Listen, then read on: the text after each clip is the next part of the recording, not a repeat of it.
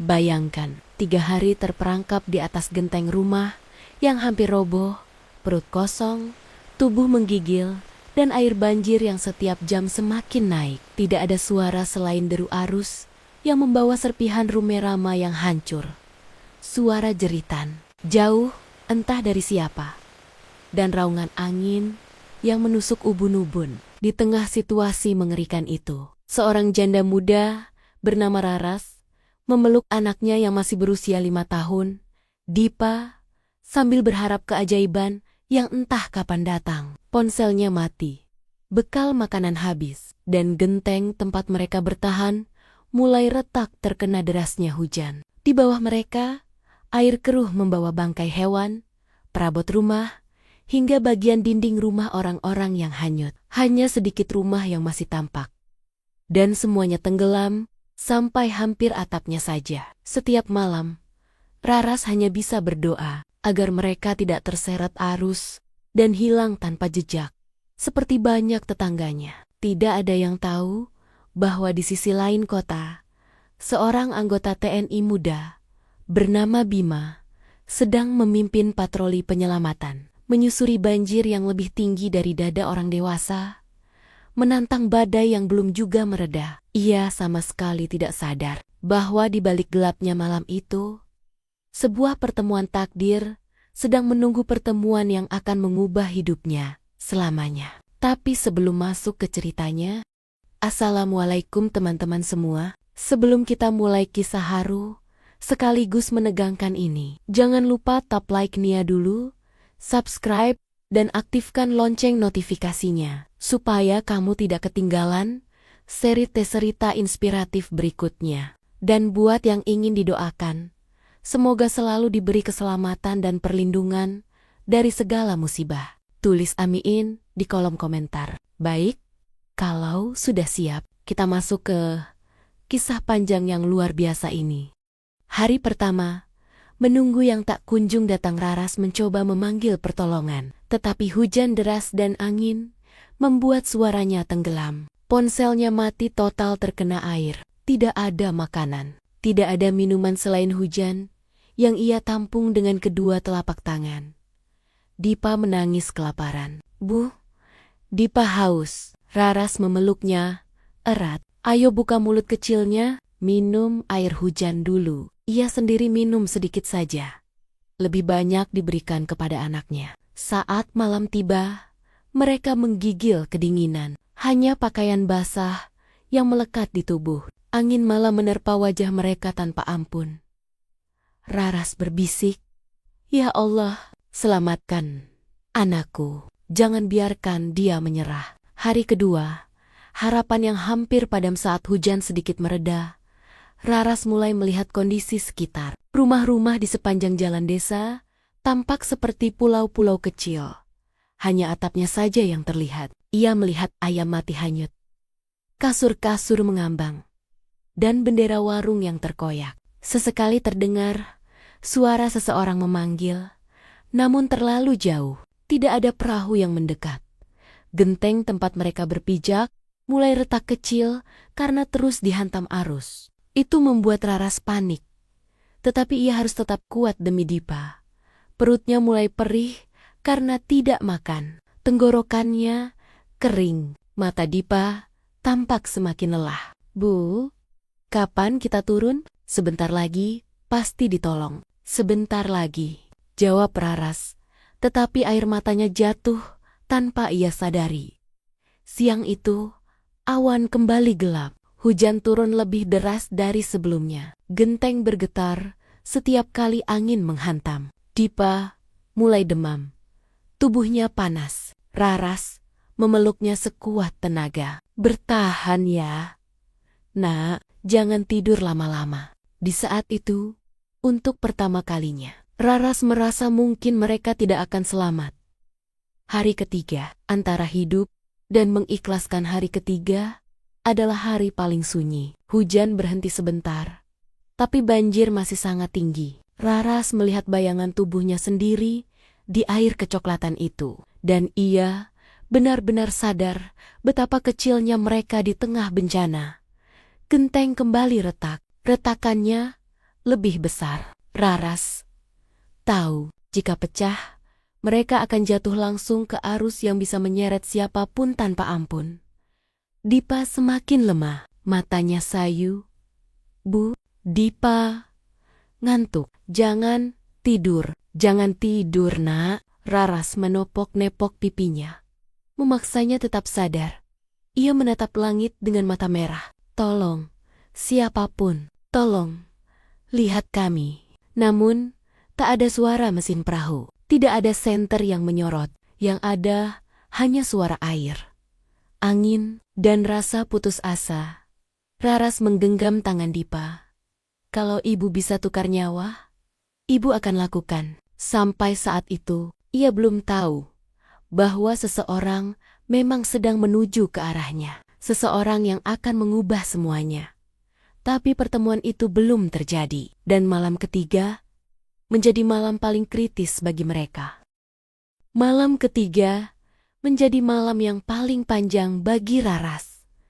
Angin kencang kembali berembus, membuat tubuhnya menggigil tak henti. Dipa sudah tertidur di pangkuannya, namun tidurnya gelisah, napasnya pendek, bibirnya pucat, dan tubuhnya panas. Raras hampir putus harapan.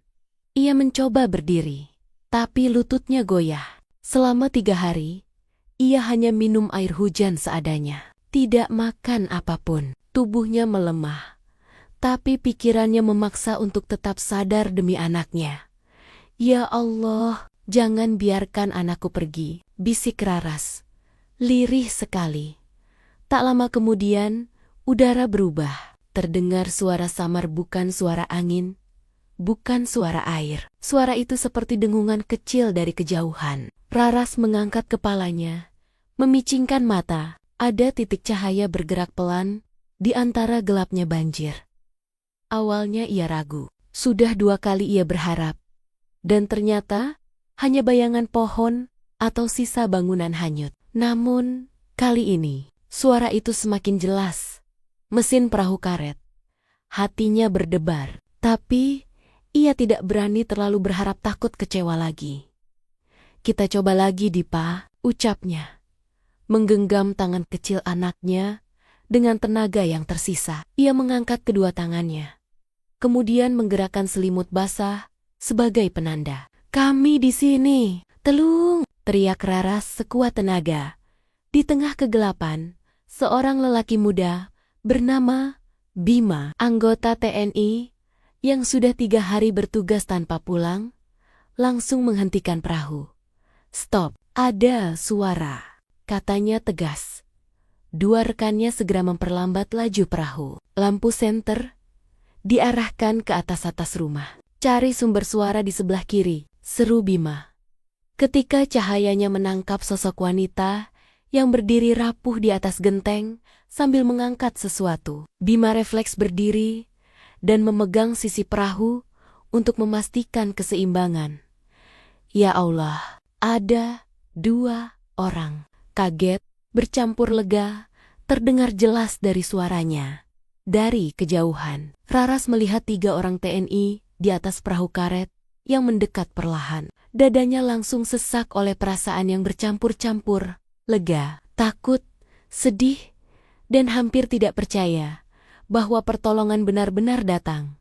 Bu, tetap di situ. Jangan gerak banyak. Gentengnya rapuh. Suara Bima menggema. Raras mengangguk meski tubuhnya hampir jatuh karena lelah. Anakku, tolong anakku dulu, jawabnya. Suaranya parau. Saat perahu berhasil mendekat, Bima memanjat sisa pagar yang masih tersisa untuk naik ke level atap. Ia tidak langsung bicara. Ia tersentak melihat keadaan Raras dan Dipa. Basah kuyup, pucat, lemah. Bu, sudah 3 hari di sini. Raras hanya mengangguk sambil menahan tangis. Bima pertama kali menatap Raras bukan sebagai seorang wanita, tapi sebagai seorang korban yang sedang bertahan di ambang hidup dan mati. Ada sesuatu dalam tatapan itu yang membuat hatinya tergetar. Kekuatan seorang ibu yang begitu luar biasa. Namun ia sama sekali tidak menunjukkan emosinya. Yang utama adalah prosedur penyelamatan. Baik, kita turunkan anaknya dulu. Ia mengulurkan tangan. Bu, serahkan dia ke saya. Tenang, saya pegang kuat-kuat. Raras menatap wajah Bima. Meski gelap dan diguyur hujan, ia melihat keyakinan dan ketegasan di mata pemuda itu. Untuk pertama kalinya dalam 3 hari, ia merasa bisa menyerahkan nyawanya dan nyawa anaknya kepada seseorang. Dengan hati-hati, Bima menerima tubuh Dipa dan membawanya turun ke perahu. Setelah memastikan anak itu aman, ia kembali naik untuk menjemput Raras. Namun saat Raras hendak turun, genteng retak keras di bawah pijakannya. Bu, pegang tangan saya. Sekarang, Raras tidak punya pilihan. Ia mengulurkan tangan, dan Bima menariknya kuat-kuat. Pada detik yang sama, genteng itu benar-benar runtuh, jatuh ke dalam arus yang mengamuk. Perahu oleng, tapi Bima menahan tubuh Raras agar tidak terjatuh. Bu, ibu selamat. Tenang. Tarik napas. Raras tak sanggup bicara. Ia hanya menangis pelan. Bukan karena takut, tapi karena beban 3 hari terakhir akhirnya pecah. Di dalam perahu karet Dipa, langsung dipeluk Raras. Begitu ia duduk, Bima mengambil selimut darurat dari tas dan menutup badan keduanya. Bu, ibu sangat kuat. Kami hampir tidak percaya ada yang bertahan sejauh ini, kata rekan Bima.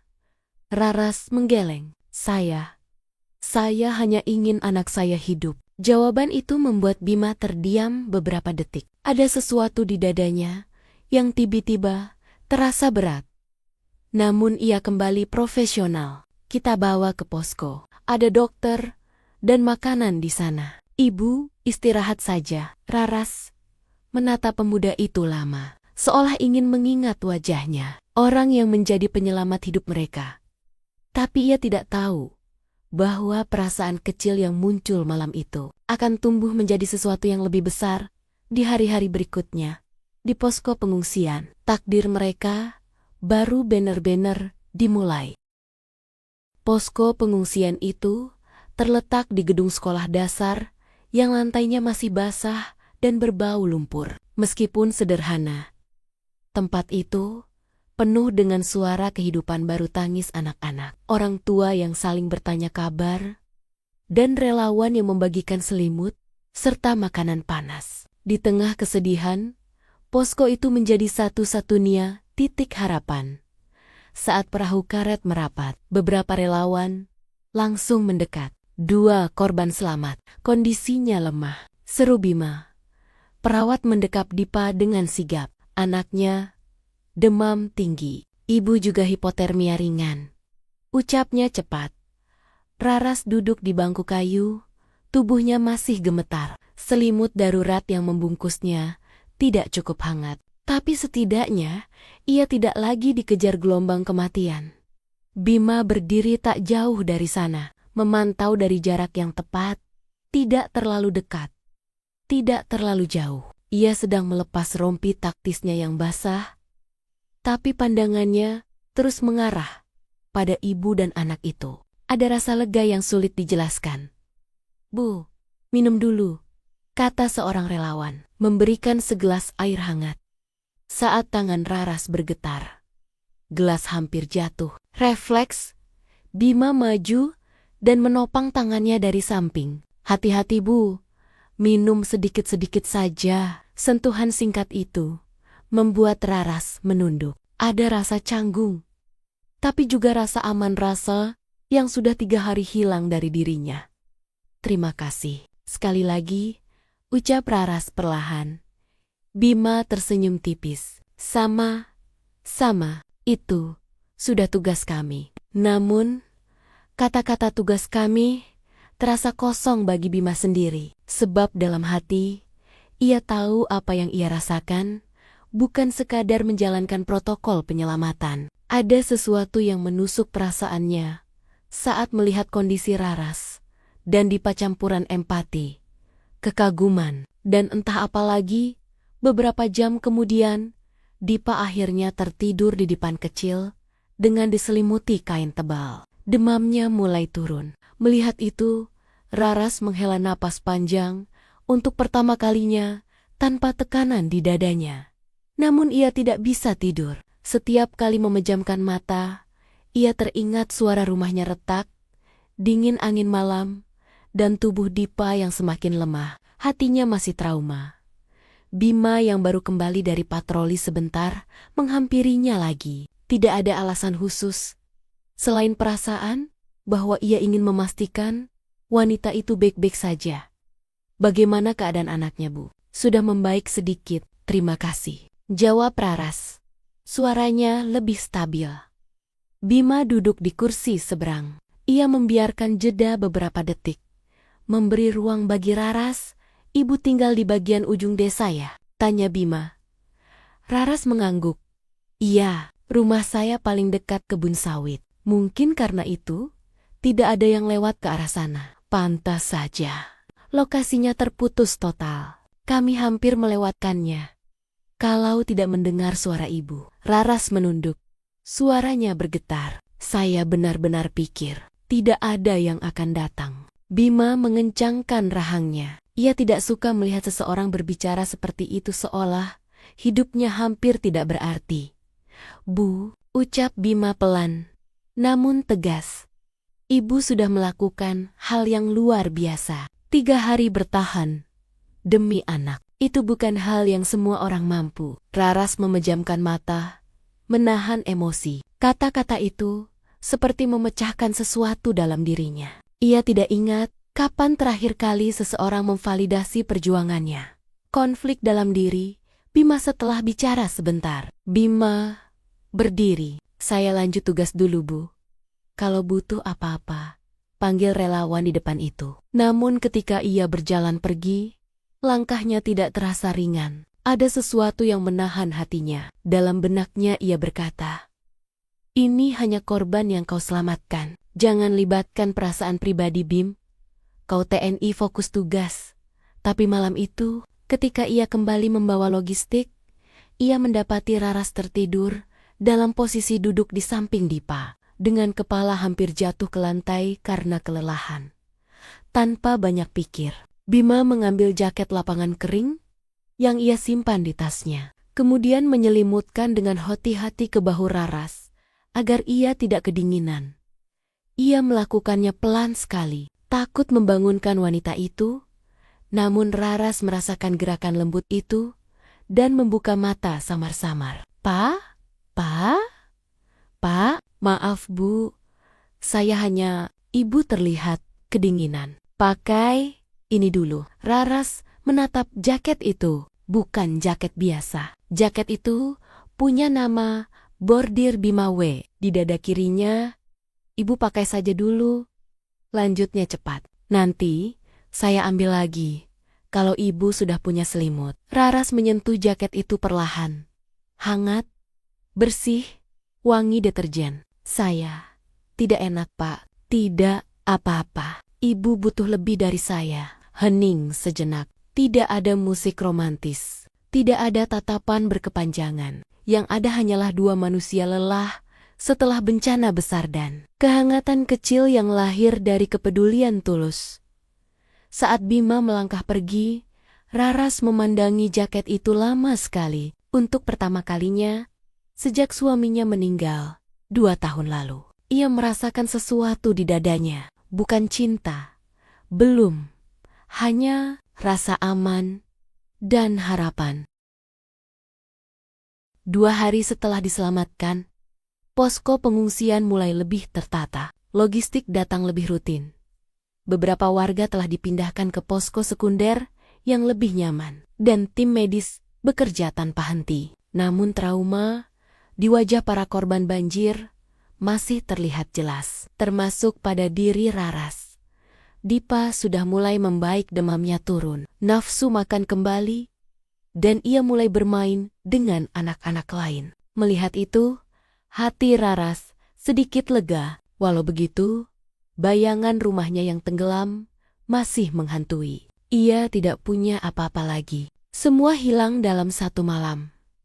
Di sela kesibukan, Bima sering menyempatkan diri memeriksa kondisi mereka. Awalnya ia melakukannya sebagai bagian dari patroli dalam posko. Tetapi lama-kelamaan, ia menyadari bahwa ia selalu berhenti lebih lama di tempat Raras berada.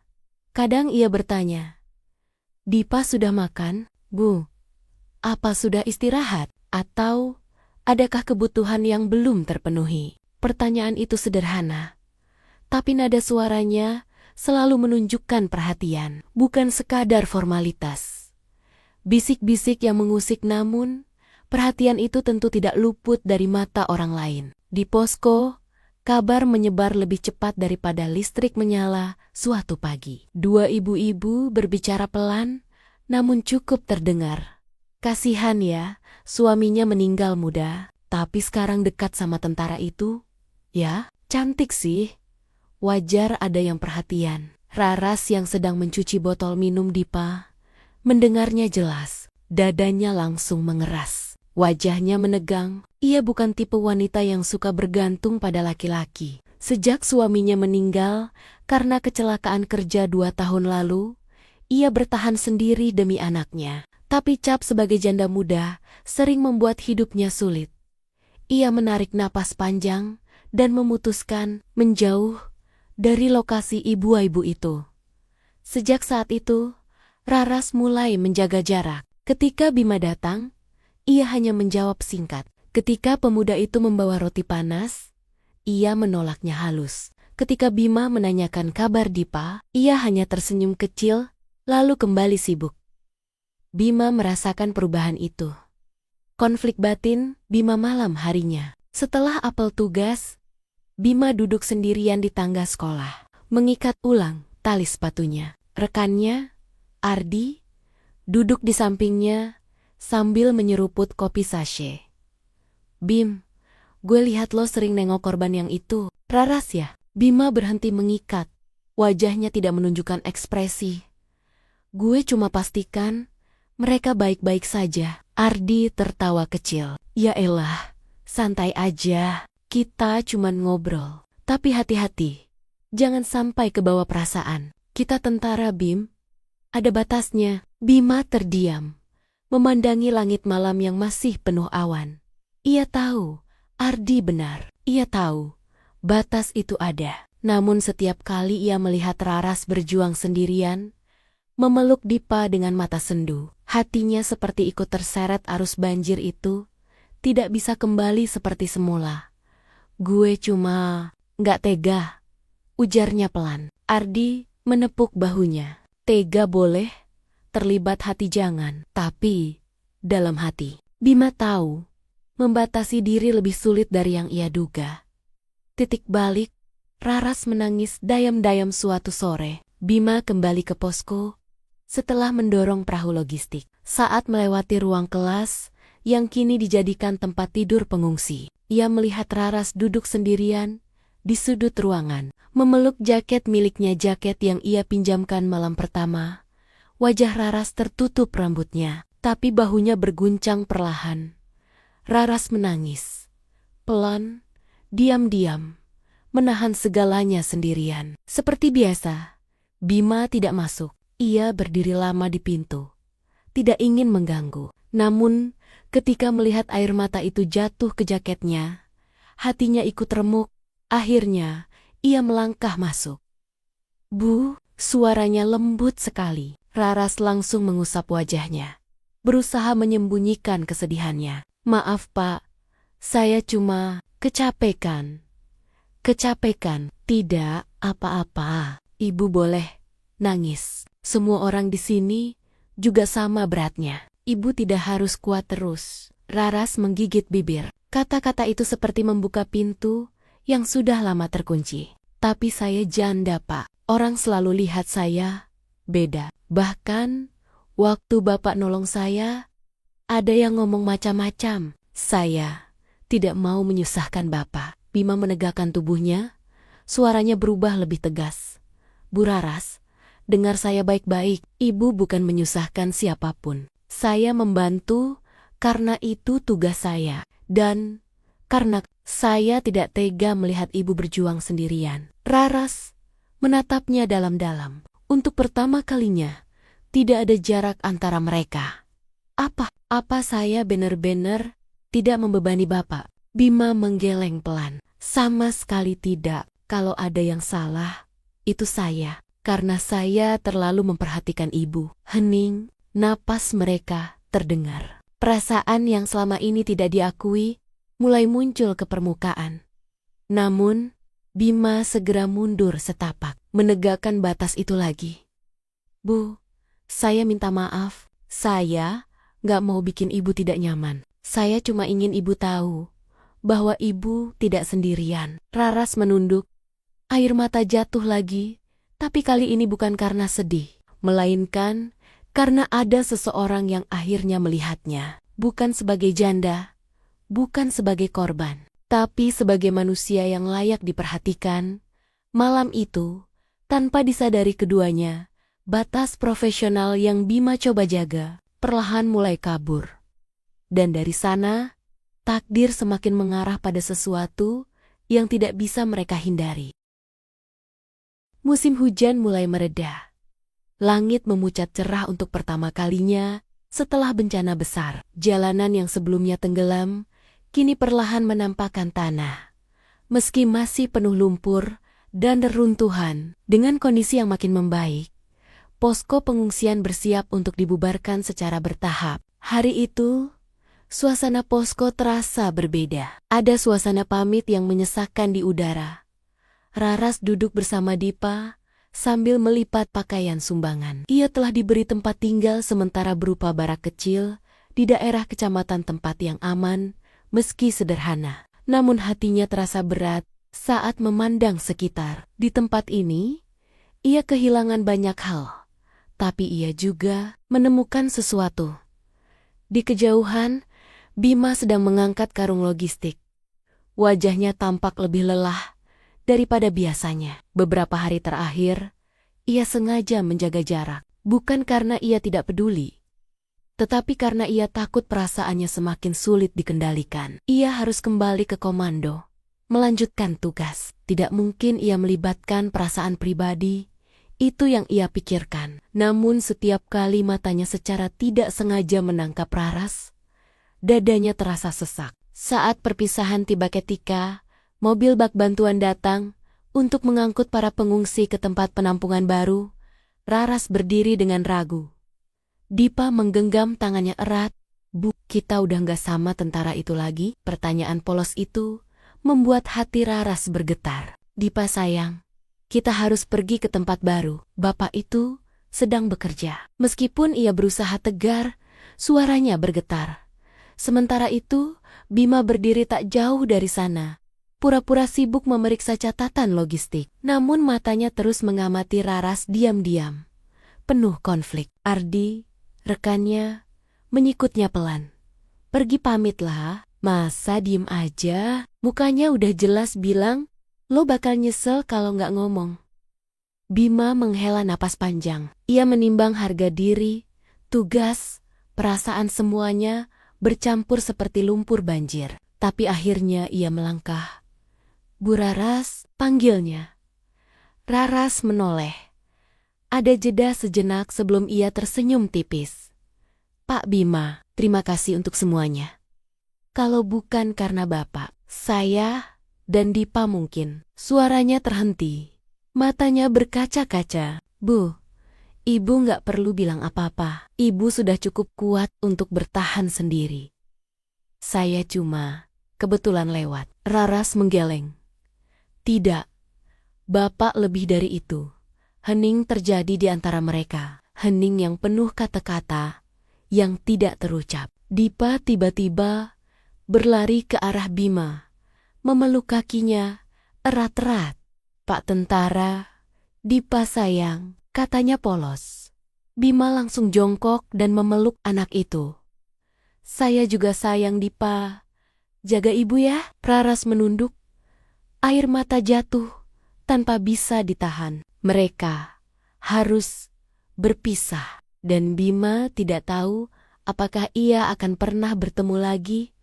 Ketika truk mulai bergerak, Bima berdiri mematung. Raras menatapnya dari balik bak truk, memegang Dipa yang melambaikan tangan. Bima mengangkat tangan sebagai salam terakhir. Lalu mereka pergi. Dan sesuatu di hati keduanya ikut patah. Hari-hari setelah perpisahan Raras tinggal di barak sementara. Hari-hari berjalan lambat, tapi tenang. Namun ada satu hal yang sulit ia hilangkan. Sosok Bima. Ia mencoba sibuk membantu pengungsi lain, memasak, membersihkan barak. Tapi saat malam tiba, wajah pemuda itu selalu kembali muncul di ingatan. Cara Bima menatapnya, cara ia menenangkan, cara ia mempercayai kekuatan dirinya. Sementara itu, Bima kembali ke markas. Ia menjalani rutinitas latihan, briefing, patroli lanjutan. Tapi ada ruang kosong yang tidak pernah ia rasakan sebelumnya. Ia selalu terbangun malam-malam, merasa ada yang tertinggal di posko itu, atau tepatnya, ada seseorang yang tertinggal di hatinya. Ardi menyadari perubahan itu. Lo kangen dia kan? Bima menepis. Nggak ah, kita kan cuma bertugas. Ardi tertawa. Tugas apaan yang bikin lo bengong tiap 5 menit? Bima mendengar itu, dan akhirnya ia menyerah pada dirinya sendiri. Iya, gue kangen dia. Pencarian yang tidak bisa dicegah 3 hari setelah perpisahan. Bima memutuskan pergi ke barak pengungsian saat jam istirahat panjang. Ia tidak tahu apakah tindakan itu tepat, atau apakah ia sekadar mengikuti dorongan hati. Yang ia tahu, ia harus memastikan bahwa Raras dan Dipa baik-baik saja. Ketika ia tiba, beberapa pengungsi mengenalinya.